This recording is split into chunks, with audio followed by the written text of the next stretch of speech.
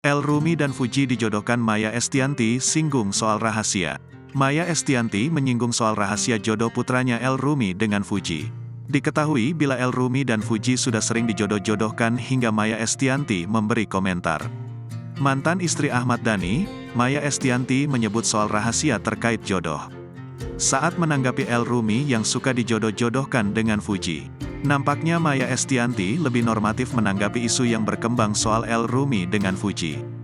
Maya Estianty akhirnya angkat bicara soal kabar anaknya, El Rumi yang dijodohkan netizen dengan Fuji.